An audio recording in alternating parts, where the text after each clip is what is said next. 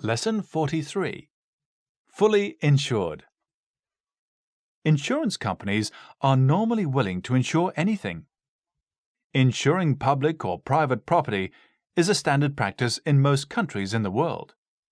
If, however, you were holding an open-air garden party or a fete, it would be equally possible to insure yourself in the event of bad weather. Needless to say, the bigger the risk an insurance company takes, the higher the premium you will have to pay. It is not uncommon to hear that a shipping company has made a claim for the cost of salvaging a sunken ship. But the claim made by a local authority to recover the cost of salvaging a sunken pie dish must surely be unique. Admittedly, it was an unusual pie dish, for it was 18 feet long and 6 feet wide. It had been purchased by a local authority so that an enormous pie could be baked for an annual fair. The pie committee decided that the best way to transport the dish would be by canal, so they insured it for the trip. Shortly after it was launched, the pie committee went to a local inn to celebrate. At the same time, a number of teenagers climbed onto the dish and held a little party of their own. Dancing proved to be more than the dish could bear, for during the party it capsized and sank in 7 feet of water. The pie committee telephoned a local garage owner who arrived in a recovery truck to salvage the pie dish.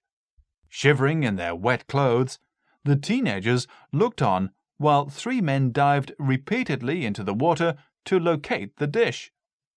They had little difficulty in finding it, but hauling it out of the water proved to be a serious problem. The sides of the dish were so smooth that it was almost impossible to attach hawsers and chains to the rim without damaging it. Eventually, chains were fixed to one end of the dish, and a powerful winch was put into operation. The dish rose to the surface and was gently drawn towards the canal bank. For one agonizing moment, the dish was perched precariously on the bank of the canal, but it suddenly overbalanced and slid back into the water. The men were now obliged to try once more.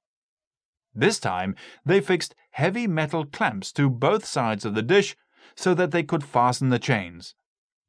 The dish now had to be lifted vertically because one edge was resting against the side of the canal. The winch was again put into operation, and one of the men started up the truck. Several minutes later, the dish was successfully hauled above the surface of the water. Water streamed in torrents over its sides with such force that it set up a huge wave in the canal. There was a danger that the wave would rebound off the other side of the bank and send the dish plunging into the water again. By working at tremendous speed, the men managed to get the dish onto dry land before the wave returned.